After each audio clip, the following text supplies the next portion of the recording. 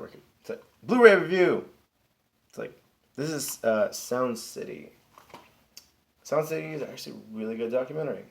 It, Sound City, if you don't know, is a place where a lot of great records were recorded, and a lot of legendary records like Dreams, not Dreams. Sorry, well, Dreams was recorded there. From Fleetwood Mac, Rumors was recorded there. A couple of really great records as well. There's a long list of records that they just have, just like endless amount of great music that are coming out of this studio. It basically tells you about the history about the place, Sound City, and also specifically about the board that they had, which is a really great story, and it just goes spans through decades and decades, and until about when this documentary um, starts, where they start recording about all this history and stuff like that. And basically, what ended up happening is Dave actually buys the console, Dave Grohl, which recorded on this console when he was in Nevermind.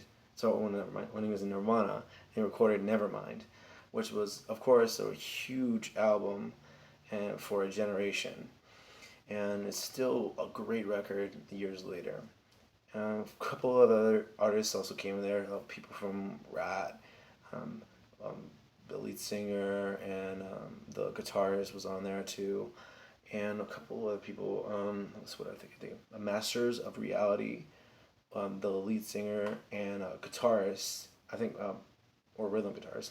I don't think. I don't know if he's a real lead singer. I don't know Master Reality that well. I also had Corey Taylor from Slipknot, which was awesome. I didn't know they actually recorded Iowa on that in that studio, which was freaking amazing. Iowa is just a heavy record, and it also came out with also the producers as well. They had Rick Springfield, which was kind of like I kind of well yeah for me, and he's always crying. I was like, I have so many regrets. I was like, well, dude, you should have been an ass, and to your manager, which had connections to Sound City, which is really cool. You just can't watch the film. It's just overall great um, thing, and the whole at the end of the whole thing, after Dave buys the console, because it's a freaking amazing console apparently. I really wanted to get on that, me personally, but at the end of it, they um, they started recording on it with some of the artists that were actually recorded on previously. They have Stevie Nicks on it, and they also have what else? Who else they have? They have a couple of other artists that also were on it as well. Let's see. I think it was they had some Rage Against the Machine players on it. They had the bass player and the drummer. They were on that thing, but it's on the bonus material. But they do have like an interview with it, with them on it, which is really cool. And that's all. What else?